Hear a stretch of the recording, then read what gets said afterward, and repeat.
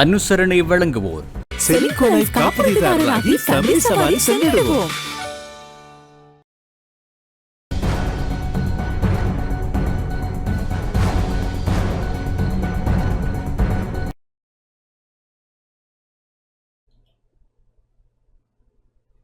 வணக்கம். டான் தமிழொலியின் இரவு நேர பிரதான செய்தி அறிக்கையோடு இணைந்திருக்கும் நான் ஜெகநாதன் சஜித். முதலில் தலைப்புச் செய்திகள்.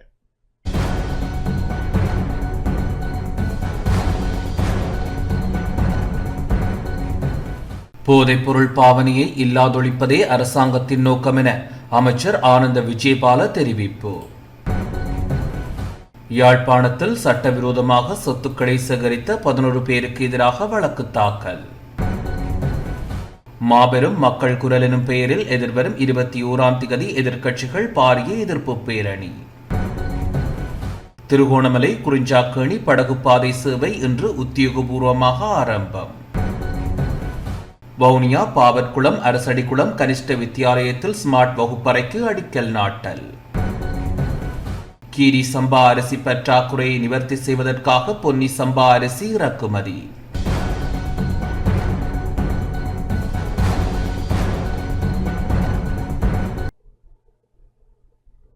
தொடர்வது முதன்மை செய்தி.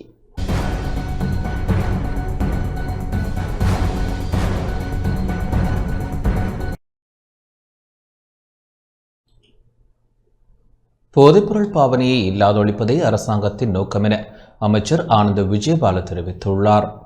அடுத்த 3 வருடங்களில் நாட்டிலிருந்து போதைப்பொருள் பாவனையை இல்லாதொழிப்பதே அரசாங்கத்தின் நோக்கம் என பொதுமக்கள் பாதுகாப்பு அமைச்சர் ஆனந்த விஜயபால தெரிவித்துள்ளார். ஹம்பஹா பகுதியில் ஊடகங்களுக்கு கருத்து தெரிவிக்கும் போதே அவர் இதனை குறிப்பிட்டார். මේ වෙනකොටත් මත්මල්ල තීන්දුවක් අනුව මද්‍රව්‍ය නිවාරණ ජාතික සභාව පිහිටවලා තියෙනවා ගරු ජනාධිපතිතුමා ප්‍රධානත්වයෙන්. இந்த நாட்டின் எதிர்கால சந்ததியினரை போதைப் பொருளில் இருந்து பாதுகாப்பதற்கான தேசிய திட்டம் சமய தலைவர்களின் ஆசீர்வாதத்துடனும் மக்களின் பங்கேற்புடன் ஆரம்பிக்கப்படும் என நாங்கள் நம்புகிறோம். அவ்வாறு செய்வதனூடாக அடுத்த 2 அல்லது 3 வருடங்களுக்குள் இந்த நாட்டில் போதைப் பொருட்களை இல்லாதொழிப்பதே எமது இலக்காகும். பாதாள உலகக்குழு நடவடிக்கைகள் இந்த போதைப் பொருள் நடவடிக்கைகளுடன் இணைக்கப்பட்டுள்ளன. இந்த 2 பிரச்சனைகள் தற்போது போலீசாரின் தலையீட்டால் குறைக்கப்பட்டுள்ளன. முப்படைகளின் ஆதரவு உள்ளது. இப்போது நாங்கள் தொடர்ந்து சுற்று வளைப்புகளை முன்னெடுக்கிறோம். இருப்பினும் இது போதாது என்றே நாங்கள் நினைக்கிறோம். அதனாலேயே இந்த நாட்டின் அனைத்து துறைகளையும் அனைத்து அரச சார்பற்ற நிறுவனங்களையும் ஒன்றிணைக்கும் தேசிய வேலை திட்டமாக இதனை மாற்றுவதற்கு தேவையான விடயங்களை நாங்கள் தயாரித்துள்ளோம். இந்த நேரத்தில் நாட்டின் எதிர்கால சந்ததியினரை இந்த போதைப்பொருள் பாவனையிலிருந்து விடுவிப்பதற்கான அரசியல் செயற்திட்டமாகவும் அரசாங்கமாகவும் இதனை செய்வதற்கு தீர்மானித்துள்ளோம். මේ රටේ අනාගත පරපුර මේ මද්‍රව්‍ය ව්‍යසනයෙන් මුදවා ගැනීමේ කාර්යය දේශපාලන ව්‍යාපාරයක් හැටියටත් ආණ්ඩුව හැටියටත් අපි මේ වෙලාවේ කරන්න තීන්දුව කරලා තියෙනවා. போதைப் பொருட்களை ஒழிக்க போலீசாரின் நடவடிக்கை மட்டும் போதாது என வெளிவிவகார அமைச்சர் விஜயஹேர தெரிவித்துள்ளார். வெளிவிவகார அமைச்சில் இடம்பெற்ற சந்திப்பொன்றில் கலந்து கொண்டு உரையாற்றிய போதே அவர் இதனை குறிப்பிட்டார். போதைப்பொருள் விற்பனையையும் பாவனையையும் தடுக்க கிராம மட்டத்தில் சமூகங்கள் சுறுசுறுப்பாக இயங்க வேண்டும். போதைப்பொருள் ஒழிப்புக்கு கிராம மக்களின் ஈடுபாடு மிக அவசியம். போதைப்பொருள் பாவனையானது சமூகத்தில் ஒரு பாரிய பிரச்சினையை தோற்றுவித்துள்ளது. எனவே அதனை தடுக்க கிராமிய மட்டத்தில் குழுக்கள் அமைக்கப்பட வேண்டும். போலீசாரால் மாத்திரம் போதைப்பொருள் வர்த்தகத்தை தடுக்க முடியாது.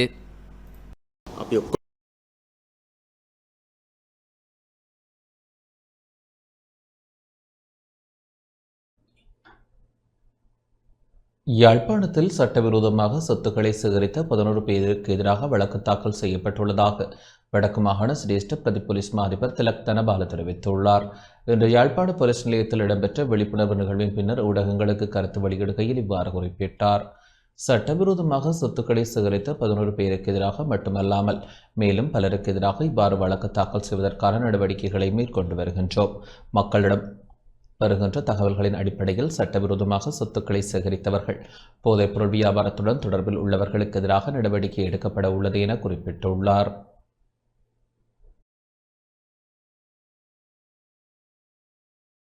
විරෝධී වත්කම් රැස් කර ඇති බවට තොරතුරු ලැබී ඇති පුද්ගලයන් කීප දෙනෙක් සම්බන්ධයෙන් උතුරු පළාත විමර්ශන කටයුතු මේ වෙනකොට ආරම්භ කරලා තියෙනවා. මේ වෙනකොට 11 දෙනෙක් සම්බන්ධයෙන් විශේෂයෙන්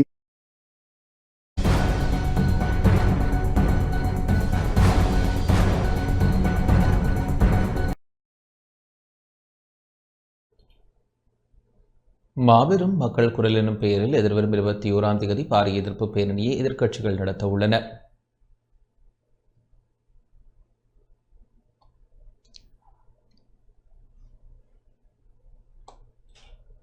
දෙවැනි ලෝක යුද්ධයේ இரண்டாம் உலக மகா யுத்தத்தில் அமெரிக்காவும் ரஷ்யாவும் ஒன்றாக இணைந்து நாசிச ஹிட்லரை தோற்கடிப்பதற்கு முயற்சித்தனர்.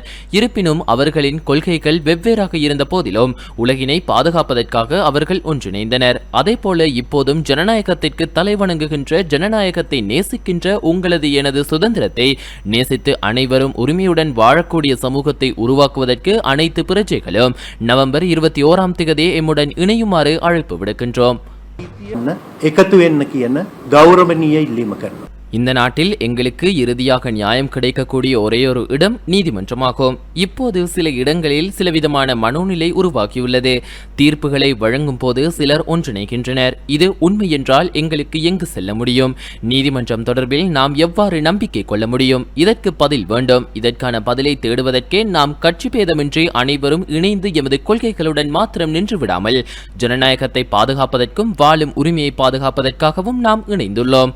ජීවත්වීමේ අයිතිය රටේ ජනතාවට තව திருகோணமலை குறிஞ்சாக்கேணி படகு பாதை சேவை இன்று உத்தியோகபூர்வமாக ஆரம்பிக்கப்பட்டது. திருகோணமலைக்கும் கிண்ணியாவிற்கும் குறிஞ்சாக்கேணிக்கும் இடையிலான படகு பாதை சேவை இன்று உத்தியோகபூர்வமாக ஆரம்பிக்கப்பட்டது. வெளிவிவகார மற்றும் வெளிநாட்டு வேலைவாய்ப்பு பிரதியமைச்சர் அருண் ஹேமச்சந்திரா இந்த சேவையை ஆரம்பித்து வைத்தார். தற்போது குறிஞ்சாக்கேணி பால நிர்மாண பணிகள் இடம்பெற்று வருவதால் மக்களின் நன்மையை கருத்தில் கொண்டு இந்த படகு சேவை தற்காலிகமாக ஆரம்பிக்கப்பட்டுள்ளது. 2 வருடங்களில் பாலத்தின் முழுமையான கட்டட நிர்மாண வேலைகள் நிறைவடைய உள்ள நிலையில் அதுவரைக்கும் இந்த படகு பாதையின் சேவை முன்னெடுக்கப்பட உள்ளது. இந்த தற்காலிக படகு பாதைக்கும் அதன் பராமரிப்பு செலவிற்கும் 2 வருடங்களுக்கு அரசாங்கத்தினால் ரூபாய் 75 மில்லியன் நிதி ஒதுக்கீடு செய்யப்பட்டுள்ளது.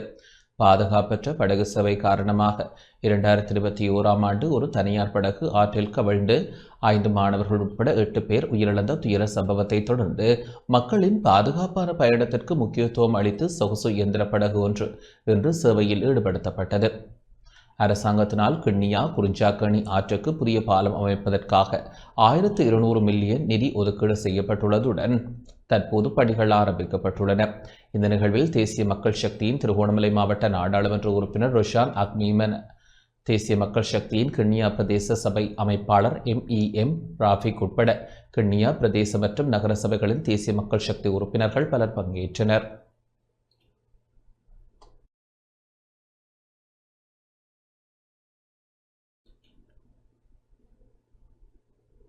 கிளிநொச்சி தர்மபுரம் போலீஸ் பிரிவில் இன்று மேற்கொள்ளப்பட்ட போதைப்பொருள் ஒழிப்பு நடவடிக்கையின் போது பலர் கைது செய்யப்பட்டுள்ளனர். கிளிநொச்சி தர்மபுரம் போலீஸ் பிரிவிற்குட்பட்ட புன்னை நீராவி கிராம அலுவலர் பிரிவில் இன்று அதிகாலை தர்மபுரம் போலீசார் மற்றும் விமானப்படையினர் இணைந்து மேற்கொண்ட போதைப்பொருள் ஒழிப்பு நடவடிக்கையின் போது பலர் கைது செய்யப்பட்டுள்ளனர். மோப்பநாய் சகிதம் பல வீடுகளில் சோதனை நடத்தப்பட்டது. 40 லிட்டர் கசிப்புடன் சந்தேக நபர் ஒருவரும் 5 கிராம் 50 மில்லிகிராம் ஐஸ் போதைப்பொருளுடன் பெண் ஒருவரும் 5 கிராம் 100 மில்லிகிராம் போதைப்பொருளுடன் ஆண் ஒருவரும் கைது செய்யப்பட்டனர். அவர்களிடமிருந்து 16,500 ரூபாய் பணமும் கைப்பற்றப்பட்டது. இந்த நிலையில் சந்தேக நபர்கள் தொடர்பில் தொடர்ச்சியான நடவடிக்கை மேற்கொள்ளப்பட்டு வருவதாக தர்மபுரம் போலீஸ் நிலைய பொறுப்பதிகாரி M. திசாநாயக்க குறிப்பிட்டுள்ளார்.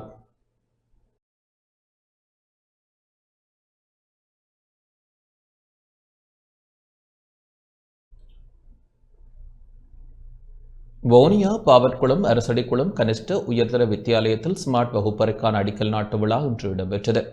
வவுனியா பாவற்குளம் படிவம் 3 அரசடிக்குளம் கனிஷ்ட உயர்தர வித்தியாலயத்தில் ஸ்மார்ட் வகுப்பறைக்கான அடிக்கல் நாட்டு விழாவும் மைதான புனரமைப்பு பணியின் ஆரம்ப நிகழ்வும் இன்று இடம்பெற்றது. தேசிய மக்கள் சக்தியின் வன்னி மாவட்ட நாடாளுமன்ற உறுப்பினர் மா ஜெகதீஸ்வரனால் பணிகள் ஆரம்பித்து வைக்கப்பட்டன. 23 லட்சம் ரூபாய் மாகாண குறித்தொதுக்கப்பட்ட நிதியின் கீழ் குறித்த வேலை திட்டங்கள் முன்னெடுக்கப்பட உள்ளது. வித்தியாலய அதிபர் மனோகரன் கீரீஸ்வரி தலைமையில் இடம்பெற்ற நிகழ்வில் செட்டிக்குளம் பிரதேச சபை உறுப்பினர்களான இசையாட் மிரால், தர்மபாலன் மற்றும் கிராம சேவையாளர் அஸ்லாம், ஆசிரியர்கள், பெற்றோர்கள் என பலர் கலந்து கொண்டனர்.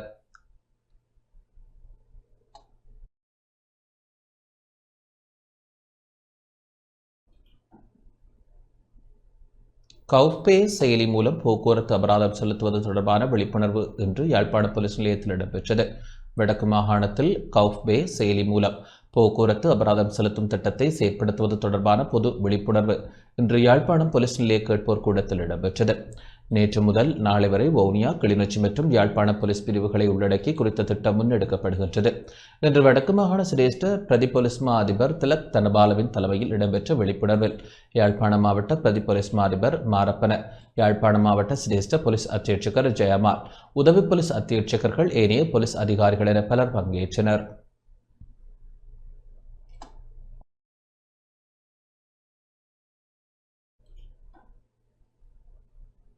போக்குவரத்து அபராதங்களை செலுத்துவது குறித்து கிளிநொச்சி மற்றும் முல்லைத்தீவு மாவட்டங்களைச் சேர்ந்த போக்குவரத்து போலீசாருக்கான விழிப்புணர்வு கிளிநொச்சி மாவட்ட செயலக திறன்விருத்தி மண்டபத்தில் இன்று இடம்பெற்றது. குறித்த விழிப்புணர்வு செயலமர்வில் போக்குவரத்து, நெடுஞ்சாலைகள் மற்றும் நகர்ப்புற மேம்பாட்டு அமைச்சக டிஜிட்டல் பணிக்குழு தலைவர் ஹர்ஷ புரசிங்க, வன்னி பிராந்திய பிரதி போலீஸ் மா அதிபர், கிளிநொச்சி முல்லைத்தீவு பிரதி போலீஸ் மா அதிபர் உள்ளிட்ட போக்குவரத்து போலீசார் கலந்து கொண்டனர். நாளைய தினம் வடமாகாணத்திற்கான போக்குவரத்து அபராதங்களை கஃபே மூலம் செலுத்தும் ஆரம்ப நிகழ்வு பொதுமக்கள் பாதுகாப்பு அமைச்சர் தலைமையில் கிளிநொச்சியில் நடைபெறவுள்ளமை குறிப்பிடத்தக்கது.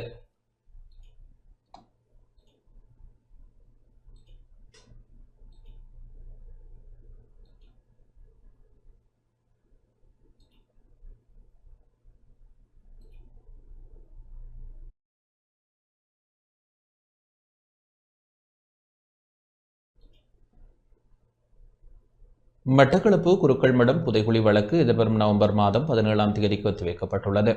மட்டக்களப்பு குருக்கள்மடம் புதைகுழி தொடர்பில் சம்பந்தப்பட்ட அனைவரையும் எதிர்வரும் 17ஆம் தேதி மன்றில் ஆஜராகுமாறு பணிப்புரை விடுக்கப்பட்டுள்ளதுடன் குறித்த வழக்கானது எதிர்வரும் நவம்பர் மாதம் 17ஆம் தேதிக்கு ஒத்திவைக்கப்பட்டுள்ளது.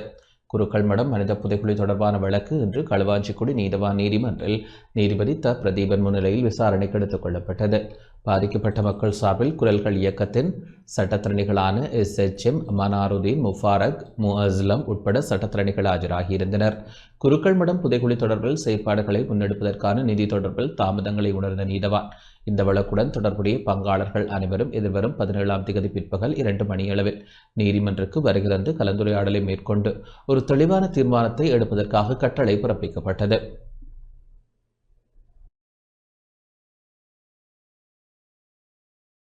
களுவாஞ்சிக்குடி நீதிமான் நீதிமன்றத்தில்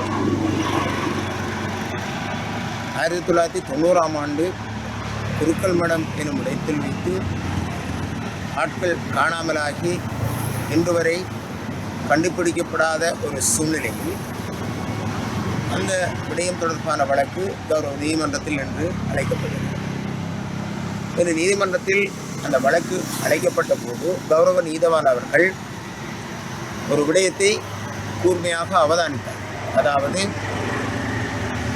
இந்த வழக்கு தொடர்பான ஆரம்ப நடவடிக்கைகளை, அதாவது குறித்த காணாமல் போன ஆட்கள் தொடர்பான இடத்தில் அந்த உடல்களை தேடி கண்டுபிடிப்பதற்கான ஆரம்ப நடவடிக்கைகளுக்கான நிதி, அந்த நிதி தொடர்பாக சற்று தாமதம் ஏற்படுவதை உணர்ந்த கௌரவ நீதவான் அவர்கள் அனைவரும், இந்த வழக்குடன் தொடர்புடைய பங்காளர்கள் அனைவரும் எதிர்வரும் 17ஆம் தேதி 2 மணியளவில் கௌரவ நீதிமன்றத்துக்கு வருகை தந்து ஒரு கலந்துரையாடலை மேற்கொண்டு அதனூடாக ஒரு தெளிவான தீர்மானத்தை மேற்கொள்வதற்காக கௌரவ நீதவான் அவர்கள் இன்று ஒரு கட்டளையிட்டார்கள். இந்த விடயம்தான் இன்று மேற்கொள்ளப்பட்ட விடயமாகும். இந்த வழக்கு தொடர்பான மறுதிகதியாக எதிர்வரும் நவம்பர் மாதம் 17ஆம் தேதி தீர்மானிக்கப்பட்டுள்ளது. தங்கக்கலை தோட்ட அலுவலகம் மாற்றப்படுவதற்கு எதிர்ப்பு தெரிவித்து மக்கள் வேலை நிறுத்தத்தில் ஈடுபட்டனர். ஹட்டன் பெருந்தோட்ட நிறுவனத்திற்குட்பட்ட தங்கக்கலை தோட்ட அலுவலகம் மூடப்பட்டு ஊவாக்கலை தோட்டத்திற்கு மாற்றப்படுவதற்கு தொழிலாளர்கள் கடும் எதிர்ப்பை வெளியிட்டுள்ளனர். இதனைத் தொடர்ந்து இன்று காலை முதல் சுமார் 500க்கும் மேற்பட்ட தொழிலாளர்கள் வேலை நிறுத்தத்தில் ஈடுபட்டு வருகின்றனர். கேம்பிரி மேற்பிரிவு, கேம்பிரி கீழ்பிரிவு, தங்கக்கலை மேற்பிரிவு, எல்சி தங்கக்கலை உள்ளிட்ட பிரிவுகளில் பணிபுரியும் தொழிலாளர்கள் அனைவரும் ஒன்றிணைந்து பணி பகிஷ்கரிப்பில் ஈடுபட்டுள்ளனர். இன்று தோட்ட முகாமையாளருடன் இடம்பெற்ற கலந்துரையாடலில் அகில இலங்கை தோட்ட தொழிலாளர் சங்க பிரதிநிதிகள், தொழிற்சங்க பிரதிநிதிகள் மற்றும் மக்கள் பிரதிநிதிகள் பங்கேற்று தொழிலாளர்களின் நியாயமான கோரிக்கைக்கு ஆதரவாக வலியுறுத்தினர். எனினும் முகாமையாளரை அழைத்து மக்கள் பிரதிநிதிகள் கலந்துரையாடிய போதிலும் நிர்வாகம் எவ்விதமான சுமூகமான தீர்விற்கும் இணக்கம் தெரிவிக்கவில்லை. இதனால் தொழிலாளர்கள் அதிருப்தியடைந்த நிலையில் வேலைநிறுத்தத்தை தொடர்ந்து முன்னெடுக்க தீர்மானித்துள்ளனர். தங்கக்கலை அலுவலகம் மூடப்பட்டு மாற்றப்படுவது தங்கள் வாழ்வாதாரத்திற்கும் பணியிட வசதிகளுக்கும் பாதிப்பை ஏற்படுத்தும் எனவும் நியாயமான தீர்வு கிடைக்கும் வரை வேலைநிறுத்தம் தொடரும் எனவும் தெரிவித்தனர். நிலைமைக்கு அமைவாக லிந்துலை போலீஸ் அதிகாரிகளும் சம்பவ இடத்திற்கு வரவழைக்கப்பட்டனர். தொழிலாளர்கள் தங்களின் உரிமை, வேலை பாதுகாப்பு மற்றும் வாழ்வாதாரத்தை காக்கும் நோக்கில் உறுதியுடன் இந்த போராட்டத்தை முன்னெடுத்து வருகின்றமை குறிப்பிடத்தக்கது.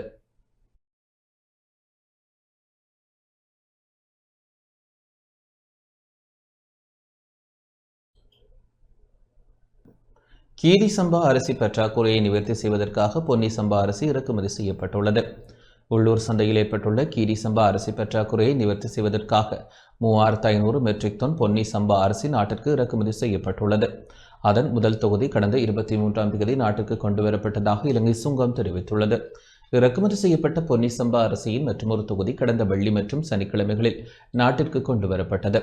உள்ளூர் சந்தையில் ஏற்பட்டுள்ள கீரி சம்பா அரிசி தட்டுப்பாட்டிற்கு தீர்வாக GR11 பொன்னி சம்பா அரிசியை கடந்த 15ஆம் தேதி முதல் இறக்குமதி செய்வதற்கு அமைச்சரவை அனுமதி வழங்கியது. அதன்படி இறக்குமதியாளர்களுக்கு இறக்குமதி கட்டுப்பாட்டு உரிமங்களை பெறுவதற்கான தேவையிலிருந்து விலக்களிக்க அரசாங்கம் நடவடிக்கை எடுத்தது.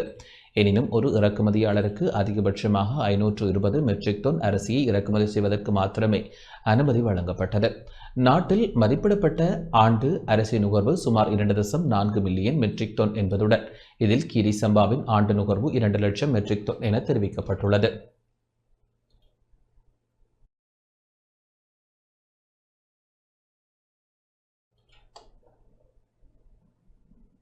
சுகாதார நிபுணர்களை பாதிக்கும் தொழில்சார் பிரச்சினைகளுக்கு தீர்வுகளை வழங்க நடவடிக்கை எடுக்கப்படும் என அமைச்சர் நலிந்து ஜெயதிச தெரிவித்துள்ளார். நாட்டின் வினைத்திறனான சுகாதார சேவையின் மூலம் நோயுற்ற மக்களுக்கு தங்கள் சேவைகளை வழங்கும் சுகாதார நிபுணர்களை தற்போது பாதிக்கும் தொழில்சார் பிரச்சினைகளுக்கு உடனடி தீர்வுகளை வழங்குவதும் அவர்களுக்கு தேவையான சிறந்த தொழில்சார் சூழலை உருவாக்குவதும் சுகாதார அமைச்சின் நோக்கமாகும். இதன் விளைவாக நிபுணர்கள் தங்கள் தொழில்சார் வாழ்க்கையில் திருப்தி அடைவார்கள். இதன் மூலம் அவர்களிடமிருந்து திறமையான மற்றும் வினைத்திறனான சுகாதார சேவைகளை பெற முடியும் என சுகாதார மற்றும் வெகுஜன ஊடக அமைச்சர் நலிந்த ஜெயதிச தெரிவித்துள்ளார். அரசாங்க மருத்துவ கலவையாளர் சங்க அதிகாரிகளுடன் இடம்பெற்ற சிறப்பு கலந்துரையாடலின் போது சுகாதார அமைச்சர் இதனை தெரிவித்தார். இந்த கலந்துரையாடல் சமீபத்தில் சுகாதார மற்றும் வெகுஜன ஊடக அமைச்சில் இடம்பெற்றது. அரசாங்க மருந்து கலவையாளர் சங்க அதிகாரிகள் தொழில்சார் பிரச்சினைகள் மற்றும் அவர்களின் சேவைகளை மேற்கொள்வதில் பல மனிதவள மற்றும் பௌதிக வளங்கள் தொடர்பான பிரச்சினைகள், அத்துடன் துறைசார் விடயங்களில் சிறந்து விளங்குவதற்காக தரங்களை பேணுவதற்கான எதிர்கால நடவடிக்கைகள் மற்றும் சங்கத்தின் செயற்பாடுகள் குறித்து அமைச்சருக்கு இதன்போது விரிவாக தெரியப்படுத்தப்பட்டது. தொழிற்சங்க பிரதிநிதிகளால் முன்வைக்கப்பட்ட பெரும்பாலான பிரச்சினைகள் மற்றும் முன்மொழிவுகள் மிகவும் நியாயமானவை எனவும் அந்த பிரச்சினைகளுக்கு முறையான மற்றும் நியாயமான தீர்வுகளை உடனடியாக வழங்க நடவடிக்கை எடுக்கப்படும் எனவும் சுகாதார மற்றும் வெகுஜன ஊடக அமைச்சர் தெரிவித்தார். சுகாதாரத்துறையில் உள்ள அனைத்து நிபுணர்களும் நல்ல புரிதலுடன் தங்கள் கடமைகளை செய்வதாகவும் அவர்களை பாதிக்கும் பிரச்சினைகளுக்கு தீர்வுகளை வழங்குவதன் மூலம் பரஸ்பர புரிதலுடன் அவர்களுடன் இணைந்து பணியாற்றுவதன் மூலமும் வேலை நிறுத்தங்கள் மற்றும் போராட்டங்களை குறைக்க முடியும் எனவும் அமைச்சர் சுட்டிக்காட்டினார்.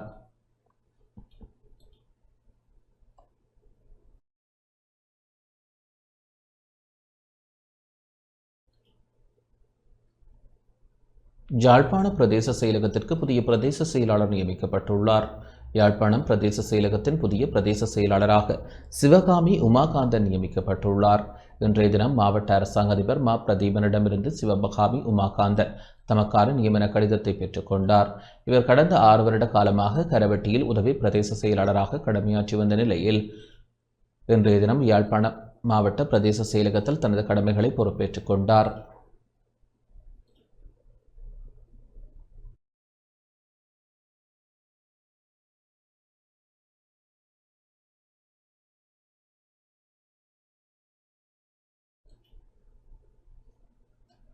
கிளிநொச்சி பச்சிலைப்பள்ளி பிரதேச சபையின் பாதீடு மக்கள் பார்வைக்கு காட்சிப்படுத்தப்பட்டுள்ளது. கிளிநொச்சி பச்சிலைப்பள்ளி பிரதேச சபையின் 2026ஆம் ஆண்டுக்கான பாதீடு மக்கள் பார்வைக்கு காட்சிப்படுத்தப்பட்டுள்ளதாக பச்சிலைப்பள்ளி பிரதேச சபை தவிசாளர் சுரேன் தெரிவித்துள்ளார். பிரதேச சபை அலுவலகத்தில் கருத்து வெளியிடுகையில் இவ்வாறு குறிப்பிட்டார்.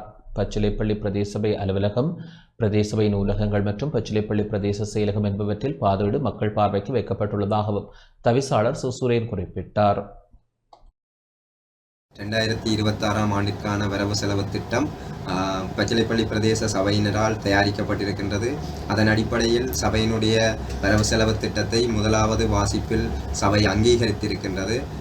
அதனை அடிப்படையாக கொண்டு இத்திட்டமானது மக்கள் பார்வைக்காக பச்சிலைப்பள்ளி பிரதேச சபையின் தலைமை அலுவலகம், பச்சிலைப்பள்ளி பிரதேச செயலகம், பச்சிலைப்பள்ளி பிரதேச சபையின் ஆளுகைக்கு கீழ் இருக்கின்ற முகமாலை உப அலுவலகம், யக்கச்சி உப அலுவலகம், முகமாலை நூலகம், யக்கச்சி நூலகம் மற்றும் பழைநகர நூலகம் போன்ற பகுதிகளில் எதிர்வருகின்ற 28/10/2025 தொடக்கம் 10/11/2025 வரை மக்கள் பார்வைக்காக காட்சிப்படுத்தப்பட்டிருக்கின்றது. எனவே மக்கள் தங்களுடைய கருத்துக்களையும் ஆலோசனைகளையும் எங்களுடைய தலைமை அலுவலகத்துக்கு தெரிவிப்பதனூடாக வரவு செலவு திட்டத்தில் ஏனைய மாற்றங்கள், ஏனைய சேர்க்கைகள், நீக்கல்களை செய்து எதிர்வருகின்ற 11ஆம் தேதி நாங்கள் வரவு செலவு திட்டத்தை நிறைவேற்றுவதற்கு ஒத்துழைப்பு வழங்குமாறு வேண்டுகின்றோம்.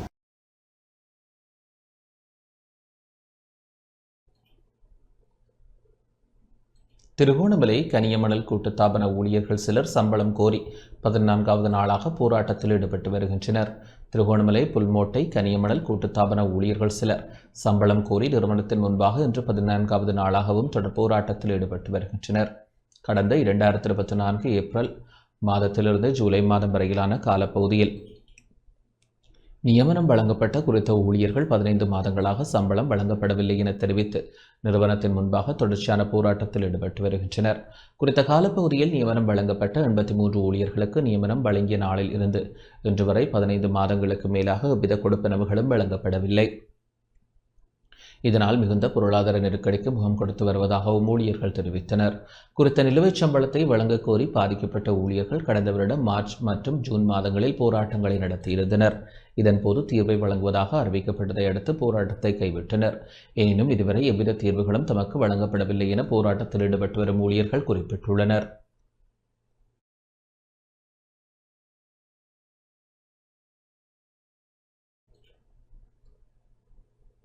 சப்ரகமுவ மாகாண தீபாவளி விழா சிறப்பாக இடம்பெற்றது. தோட்ட தொழிலாளர்களுக்கு 1700 ரூபாய் அடிப்படை சம்பளத்தை கேட்டுக்கொண்டிருக்கிறார்கள். இதற்கான பேச்சுவார்த்தைகளும் இடம்பெற்று வருகின்றன. நிச்சயமாக கேட்ட சம்பளத்தை விட தோட்ட தொழிலாளர்களின் சம்பளம் உயர்த்தப்படும்.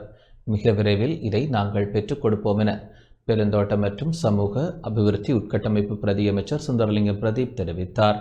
சப்ரகமுவ மாகாண தீபாவளி விழா நேற்று ஹாபுகஸ் தென்ன வேவேல்ஹெட்டிய கீழ்பிரிவு ஸ்ரீ முத்துமாரியம்மன் ஆலய வளாகத்தில் இடம்பெற்றது. இந்நிகழ்வில் கலந்து கொண்டு உரையாற்றிய போதே அவர் இவ்வாறு தெரிவித்தார். அங்கு தொடர்ந்து உரையாற்றிய பிரதியமைச்சர் சுந்தரலிங்கம் பிரதீப், எதிர்வரும் 4 வருடத்திற்குள் மலையக மக்களுக்கு ஒரு பாரிய மாற்றத்தினை ஏற்படுத்தி கொடுப்போம்.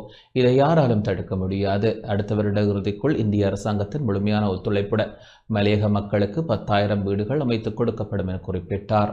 இந்த நிகழ்வில் மத விவகாரம் மற்றும் கலாசார அலுவல்கள் அமைச்சர் ஹினிதும சுனில் செனவி, நாடாளுமன்ற உறுப்பினர் சுனில் ராஜபக்ஷ, சப்ரகமுவ மாகாண பிரதான செயலாளர் EKA சுனிதா, சப்ரகமுவ மாகாண கல்வி அமைச்சின் திட்டமிடல் பிரிவு பணிப்பாளர் நெவில் குமாரகே மற்றும் அரசு அதிகாரிகள் உட்பட பெரும்பாலானோர் கலந்து கொண்டனர்.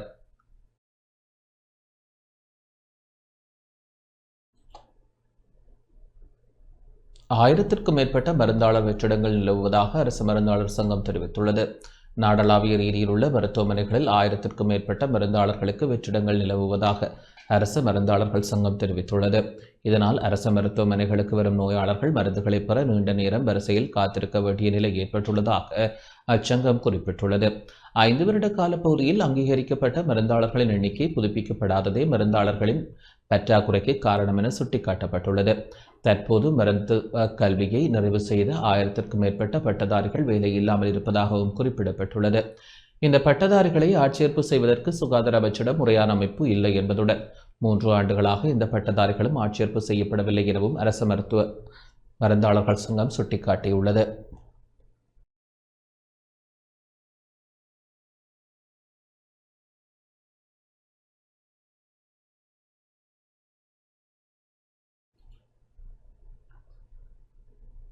பெல்பாமுல்லையில் அமைந்துள்ள HPPSRI அரசு ஆயுர்வேத வைத்தியசாலையில் புதிய 3 மாடி சிகிச்சை பிரிவு திறந்து வைக்கப்பட்டது. அரசாங்கமும் தனியார் துறையும் பொதுமக்களும் இணைந்து முன்னெடுக்கக்கூடிய அபிவிருத்தி திட்டங்களுக்கு HP பிஎஸ்ரி அரசு ஆயுர்வேத வைத்தியசாலை ஒரு சிறந்த உதாரணமாகும் என பிரதமர் கலாநிதி ஹரணி அமரசூரிய தெரிவித்துள்ளார். தெய்யந்திர பெல் பாமுல்லையில் அமைந்துள்ள பிஎஸ்ரி அரசு ஆயுர்வேத வைத்தியசாலைக்காக கட்டப்பட்ட புதிய 3 மாடி சிகிச்சை பிரிவு கட்டட தொகுதியை திறந்து வைக்கும் நிகழ்வில் கலந்து கொண்டு உரையாற்றிய போதே அவர் இதனை குறிப்பிட்டார்.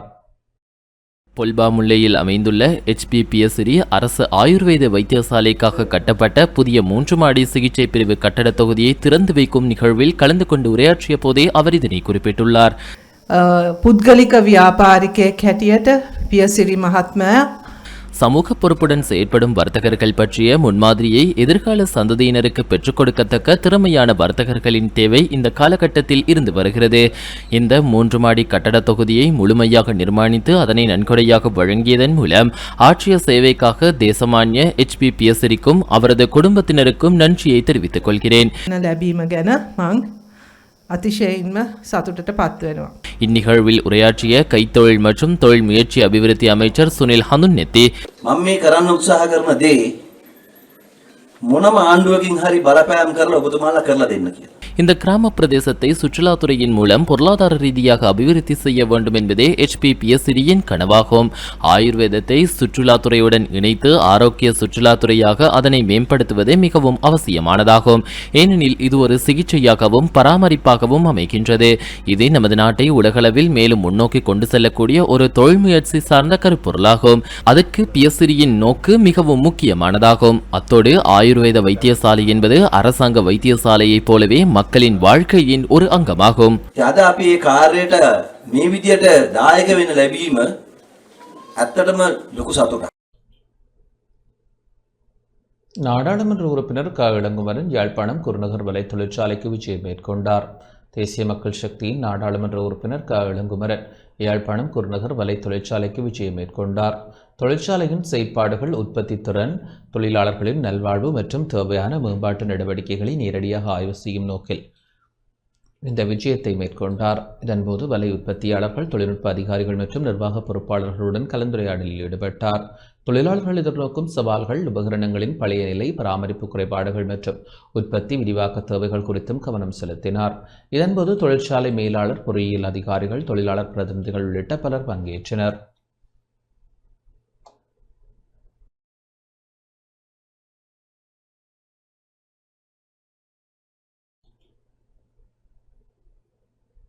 கிளிநொச்சி ஜெர்மன் தொழிற்பயிற்சி நிலைய மாணவர்கள் இன்று ஆர்ப்பாட்டத்தில் ஈடுபட்டனர். கிளிநொச்சி ஜெர்மன் தொழிற்பயிற்சி நிலையத்தின் உப அதிபர் இடமாற்றம் செய்யப்பட்டமைக்கு எதிர்ப்பு தெரிவித்து ஜெர்மன் தொழிற்பயிற்சி நிலைய மாணவர்கள் இன்று காலை கவனஈர்ப்பு போராட்டத்தில் ஈடுபட்டனர். உப அதிபரின் இடமாற்றத்தை ரத்து செய்ய வலியுறுத்தி போராட்டம் முன்னெடுக்கப்பட்டது.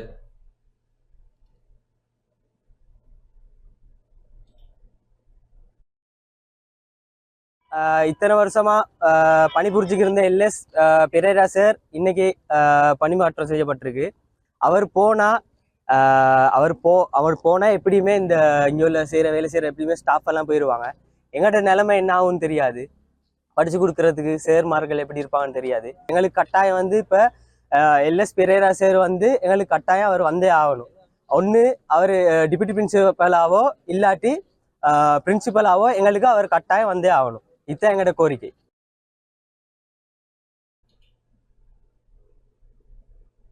சுற்றுலாத்துறையில் பணிபுரியும் முச்சக்கர வண்டி சாரதிகளின் மனப்பான்மையை மேம்படுத்த பயிற்சி நடத்தப்பட உள்ளது. கிளீன் ஸ்ரீலங்கா திட்டத்தின் கீழ் சுற்றுலாத்துறையில் பணிபுரியும் முச்சக்கர வண்டி சாரதிகளின் நெறிமுறைகள் மற்றும் தரத்தை மேம்படுத்துவதற்காக மனப்பான்மை மேம்பாட்டு பயிற்சி நடத்தப்பட உள்ளது. சுற்றுலா பயணிகளுக்கு நட்பு மற்றும் பாதுகாப்பான சேவையை வழங்கும் நோக்கில் 2025ஆம் ஆண்டில் முழு நாட்டையும் உள்ளடக்கிய மாகாண மட்டத்தில் தொடர்ச்சியான பயிற்சி திட்டங்களை கிளீன் ஸ்ரீலங்கா செயலகம் ஏற்பாடு செய்துள்ளது. கிழக்கு மாகாண பயிற்சி திட்டத்தொடரின் தொடக்க நிகழ்ச்சி கிழக்கு மாகாண ஆளுநர் ஜெயந்தலால் ரத்னசேகரவின் தலைமையில் இன்று கிழக்கு மாகாண முகாமைத்துவ அபிவிருத்தி பயிற்சி பிரிவின் கேட்போர் கூடத்தில் இடம்பெற்றது.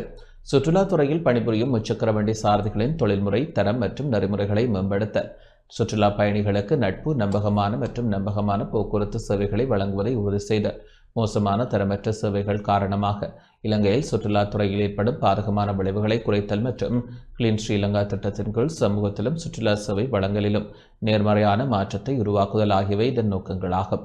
அதற்கமைய திருகோணமலை மாவட்டத்தில் ஆரம்ப பயிற்சி தொடங்கப்பட்டது. கிழக்கு மாகாணத்தில் சுற்றுலா தலங்களை கொண்ட இடங்களில் முச்சக்கர வண்டி சேவையில் பணிபுரியும் ஆசிரியர்களுக்காக ஆண்களுக்காக இதுபோன்ற 11 பயிற்சிகள் ஏற்பாடு செய்யப்பட்டுள்ளன.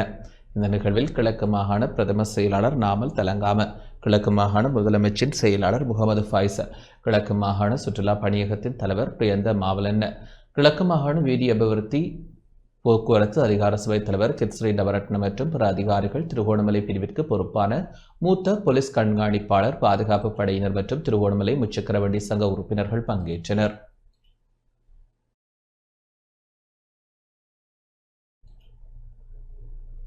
சீரற்ற காலநிலையால் 31,623 பேர் பாதிக்கப்பட்டுள்ளனர்.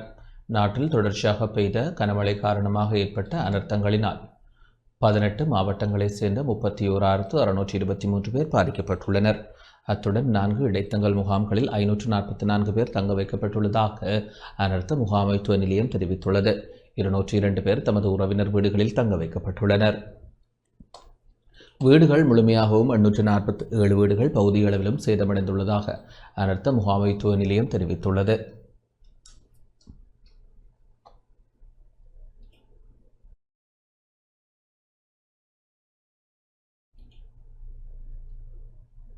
வெலிகம பிரதேச சபை தலைவரின் கொலை தொடர்பில் கைது செய்யப்பட்ட சந்தேக நபர்கள் நிதி மோசடி விசாரணை பிரிவிடம் ஒப்படைக்கப்பட்டுள்ளனர். வெலிகம பிரதேச சபை தலைவரின் கொலை தொடர்பாக கைது செய்யப்பட்ட முக்கிய சந்தேக நபர் உள்ளிட்ட ஏனைய சந்தேக நபர்கள் மேலதிக விசாரணைகளுக்காக நிதி மோசடி விசாரணை பிரிவில் ஒப்படைக்கப்பட்டுள்ளனர். அறிக்கை ஒன்றை வெளியிட்டுள்ள போலீஸ் ஊடக பிரிவு சம்பவம் குறித்து மேலதிக விசாரணைகள் மேற்கொள்ளப்படும் என தெரிவித்துள்ளது. வெலிகம பிரதேச சபை தலைவர் சுட்டுக் கொல்லப்பட்டமை குறித்து பல போலீஸ் குழுக்கள் விசாரணை நடத்தி வருகின்றன. இந்த கொலை தொடர்பாக விசாரணை போலீஸ் மா அதிபரின் முழு மேற்பார்வையின் கீழ் நடத்தப்பட்டது.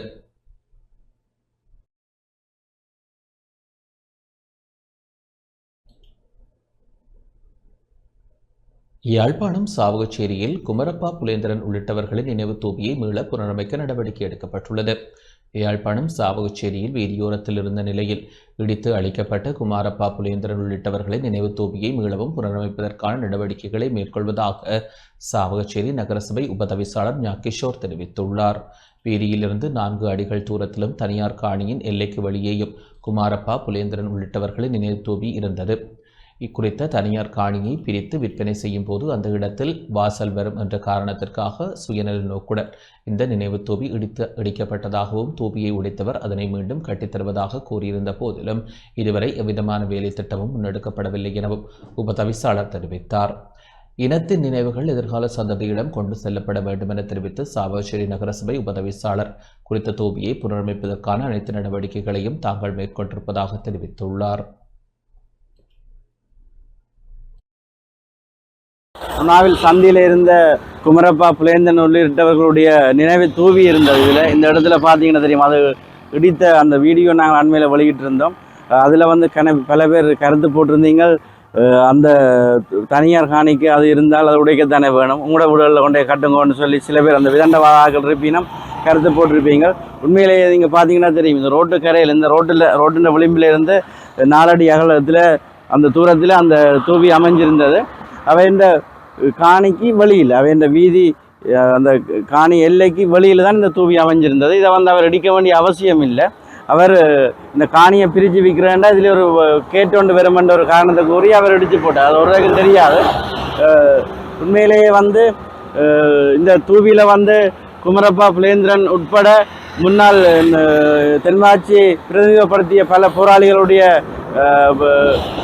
நினைவு புகைப்படங்கள் இதில் இருந்ததாக ஏனையவர்கள் எங்களுக்கு இந்த தூவி இடித்த பிற்பாடு கலந்துரையாடும் போது தெரிவித்திருந்தார்கள். உண்மையிலேயே அவர் இதை உணர்ந்து அவர் தான் அதை கட்டித்தருவதாக தெரிவித்திருந்தார். ஆனால் இன்னும் அதற்குரிய நடவடிக்கையில் எந்த விதமான வேலை திட்டத்தையும் அவர் முன்னெடுக்கவில்லை. பல புலம்பெயர் நண்பர்களும் இதை கட்ட வேண்டும் என்ற ஒரு ஆவலோடு இருக்கின்றார்கள். உண்மையிலேயே நீங்கள் இதை உணர்ந்து கொள்ள வேண்டும். பொதுமக்களுக்கோ அல்லது தனியாருடைய காணிக்கோ இடையூறு இல்லாத வகையிலேயே அந்த தூவி அமைந்திருந்தது. அதைத்தான் இன்றைக்கு இடித்து அகற்றி இருக்கின்றார். உண்மையிலேயே அது கட்டப்பட வேண்டும். எங்களுடைய நினைவுகள், எங்களுடைய இனத்தினுடைய நினைவுகள் எதிர்கால சந்ததிக்கு கொண்டு செல்லப்பட வேண்டும். ஆகவே இந்த தூவியை புனரமைப்பதற்கான அனைத்து நடவடிக்கைகளையும் நாங்கள் மேற்கொண்டிருக்கின்றோம். மரே மேற்பிரிவு தமிழ் வித்தியாலயத்தில் புலமைப்பரிசில் பரீட்சையில் திறமைகளை வழிகாட்டிய மாணவர்கள் கௌரவிக்கப்பட்டனர். ஹேட்டன் கல்வி வலயத்திற்குட்பட்ட மரே மேற்பிரிவு தமிழ் வித்தியாலயத்தின் 2025 ஆண்டுக்கான 5ஆம் தர புலமைப்பரிசில் பரீட்சையில் திறமைகளை வழிகாட்டிய மாணவர்கள் மற்றும் அவர்களுக்கு கற்பித்த ஆசிரியர்கள், பாடசாலையில் சேவையாற்றிய முன்னாள் அதிபர் ஆசிரியர்களை பாராட்டி கௌரவிக்கும் நிகழ்வு இடம்பெற்றது. பாடசாலை பிரதான மண்டபத்தில் இடம்பெற்ற நிகழ்வில் பாடசாலை அதிபர் எஸ். சிவகுமார் தலைமையில் இடம்பெற்றது. 2025ஆம் ஆண்டுக்கான புலமைப்பரிசில் பரீட்சையில் 25 மாணவர்கள் தோற்றியிருந்த நிலையில் வெட்டுப்புள்ளிகளுக்கு மேல் பெற்று சித்தியடைந்த 11 மாணவர்கள் மற்றும் அவர்களுக்கு கற்பித்த ஆசிரியர்கள் உட்பட பாடசாலையில் சேவையாற்றிய முன்னாள் அதிபர் ஆசிரியர்களும் கௌரவிக்கப்பட்டனர். இந்நிகழ்வில் பிரதம அதிதியாக ஹட்டன் கல்வி வலய பணிப்பாளர் சந்தனகுமார, உதவி கல்வி பணிப்பாளர் சிவகுமார், ஆசிரிய ஆலோசகர் PM சுதர்ஷினி, பாடசாலை அபிவிருத்தி அதிகாரி S. ஜெயக்குமார், ஓய்வு பெற்ற அதிபர்கள், பாடசாலை முன்னாள் அதிபர் ஆசிரியர்கள், மதக்குருமார்கள், நலன் விரும்பிகள், பெற்றோர்கள், பழைய மாணவர்கள் என பலரும் இதன்போது கலந்து கொண்டனர்.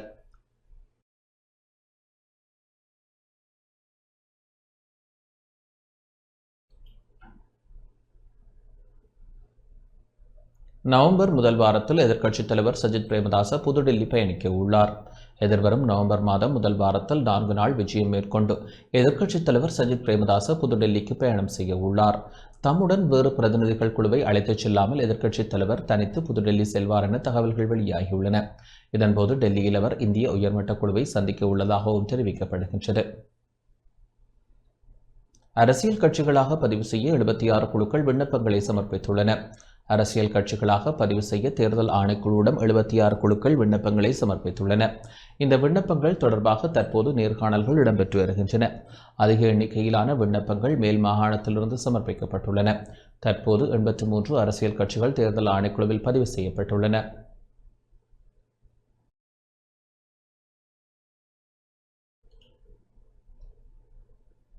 ஹட்டனில் முச்சக்கர வண்டிகளுக்கு மீட்டர் பொருத்துமாறு அறிவுறுத்தல் வழங்கப்பட்டுள்ளது.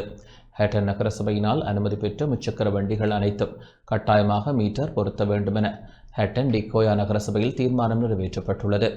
நகரசபை தலைவர் அசோக கருணாரத்ன விடுத்த கோரிக்கையை ஏற்றுக்கொண்ட உறுப்பினர்கள் அனைவரும் இதற்கு ஆதரவு தெரிவிக்க தீர்மானம் ஏகமனதாக நிறைவேற்றப்பட்டது. பொதுமக்களின் பல்வேறு முறைப்பாடுகளுக்கு அமைவாகவே இவ்வாறு தீர்மானம் எடுக்கப்பட்டுள்ளதாகவும் அறிவித்தல் விடுக்கப்பட்டுள்ளது.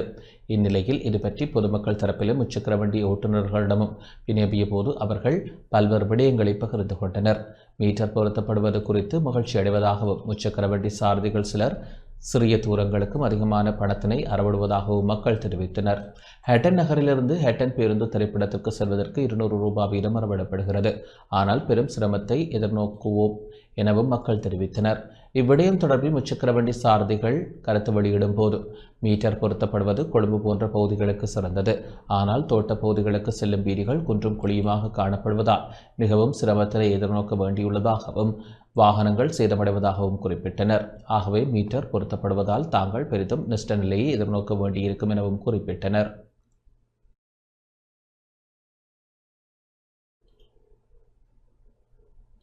வவுனியா கனகராயன்குளத்தில் மின்சாரம் தாக்கி யானை ஒன்று உயிரிழந்துள்ளது. வவுனியா கனகராயன்குளம் குறிசுட்டகுளம் பகுதியில் தோட்ட காணி ஒன்றுக்கு போடப்பட்டிருந்த யானை வேலியில் பாய்ந்த மின்சாரம் தாக்கியதில் யானை ஒன்று உயிரிழந்துள்ளது. இன்று காலை தோட்டத்திற்கு சென்ற விவசாயி யானை ஒன்று இறந்து கிடந்ததை அவதானித்தது. கனகராயன்குளம் போலீசாருக்கு தகவல் வழங்கினார். இதனையடுத்து சம்பவ இடத்திற்கு சென்ற போலீசார் வனஜீவராசிகள் திணைக்களத்தினர் இவ்விடயம் தொடர்பில் விசாரணைகளை முன்னெடுத்துள்ளனர். லெந்துலை போலீஸ் பிரிவிற்குட்பட்ட நாகசேனை டில் குட்ரி தோட்டத்தில் சிறுத்தையொன்று கம்பியில் சிக்கிய சம்பவம் இன்று பதிவாகியுள்ளது. குறித்த தோட்டத்தில் விவசாய நிலங்களுக்காக கட்டப்பட்ட முட்கம்பியில் சிக்கிய நிலையில் உயிருடன் மீட்கப்பட்டதாக போலீசார் தெரிவித்தனர். இதேவேளை வனஜீவராசிகள் அதிகாரிகளுக்கு லெந்துலை போலீசார் அறிவித்ததை அடுத்து நுவரலியா வனஜீவராசிகள் அதிகாரிகள் சம்பவ இடத்திற்கு சென்று சிறுத்தையை மீட்டுள்ளனர். சிறுத்தை 2 வயது மதிக்கத்தக்கதாக இருக்கும் என போலீசார் தெரிவித்துள்ளனர்.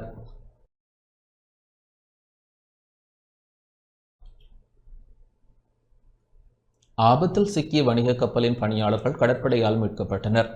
இலங்கைக்கு தெற்கே சுமார் 100 கடல் மைல் தொலைவில் ஆழ்கடலில் அதன் முக்கிய இயந்திரங்கள் செயலிழந்ததால் பேரிடரிலும் உயிருக்கு ஆபத்திலும் இருந்த நிலையில் கடற்படையினரால் மீட்கப்பட்ட வணிக கப்பலான MV இன்டெக்ரிட்டி ஸ்டார் மற்றும் பணியாளர்கள் ஹம்பாந்தோட்டை துறைமுகத்திற்கு அழைத்து வரப்பட்டனர்.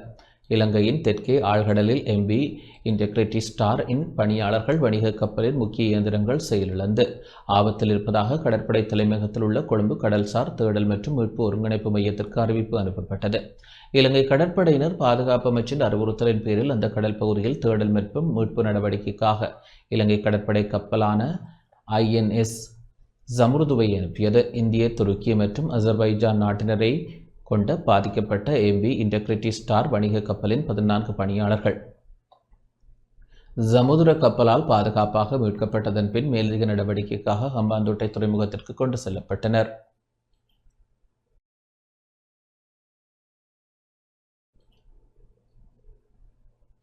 பூண்டுலோயா டன்சனன் காந்திபுரத்தில் அர்ச்சுனன் தபசு நாடகம் இடம்பெற்றது.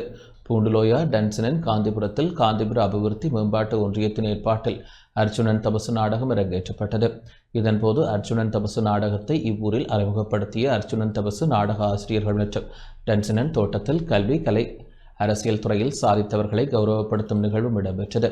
மகாபாரதத்தில் ஒரு பகுதியான அர்ச்சுனன் தபசு நாடகத்தில் துரியோதனனிடம் சூதாட்டத்தில் நாடு, நகரங்கள், அரசாட்சியை இழந்த பஞ்ச பாண்டவர்களான தர்மன், பீமன், நகுலன், அர்ஜுனன், சகாதேவன் ஆகியோர் வனவாசம் அனுப்பப்பட்ட பின்னர் தாம் இழந்த நகரங்களை மீளப் பெறுவதற்கு பாசுபத ஆயுதம் பெற செல்லும் அர்ஜுனனின் வனம் கடத்தல் காட்சிகளை மையப்படுத்தியதாக குறித்த நாடகம் இடம்பெற்றது.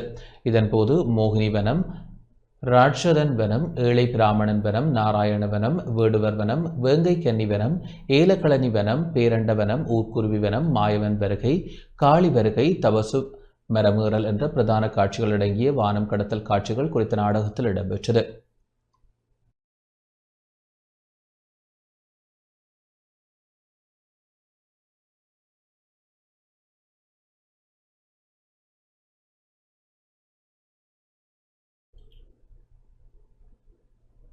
ஹெரோயின் போதைப்பொருளுடன் இந்திய பிரஜை கைது செய்யப்பட்டார்.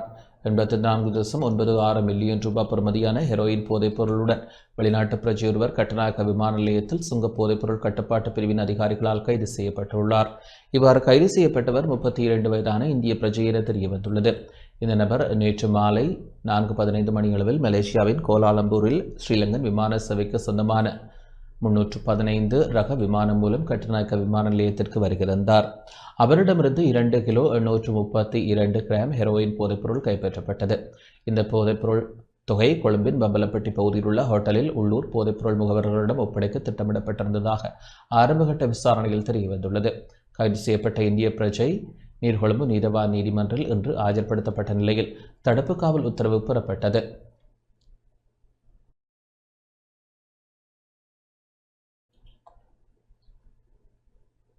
ஹேட்டன் அருள்மிகு ஸ்ரீ சிவசுப்பிரமணிய சுவாமி ஆலயத்தில் சூரன் போர் இடம்பெற்றது. கந்த சஷ்டி விரதத்தின் 6வது நாளான இன்று ஹேட்டன் அருள்மிகு ஸ்ரீ சிவசுப்பிரமணிய சுவாமி ஆலய சூரன் போர் நிகழ்வு இன்று பிற்பகல் இடம்பெற்றது. பெரும் எண்ணிக்கையிலான பக்தர்கள் இதன்போது கலந்து கொண்டனர். ஹேட்டன் அருள்மிகு ஸ்ரீ சிவசுப்பிரமணிய சுவாமி ஆலயம் ஒன்றில் மேள வாத்தியங்கள் முழங்க அரோகரா கோஷத்துடன் சூரன் போர் நிகழ்வு இடம்பெற்றது. பெரும் எண்ணிக்கையிலான பெண்கள் தீச்சட்டி எடுத்து தமது நேர்த்திக் கடன்களை நிறைவேற்றினர்.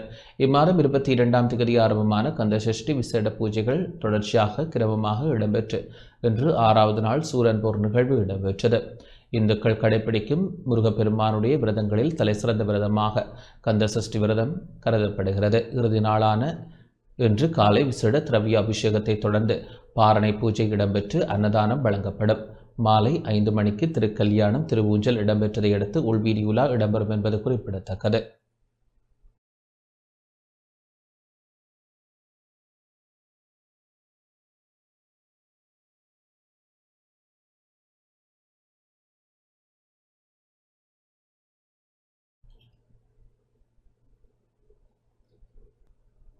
இத்துடன் இந்த செய்தி அறிக்கை நிறைவடைகின்றது. வணக்கம்.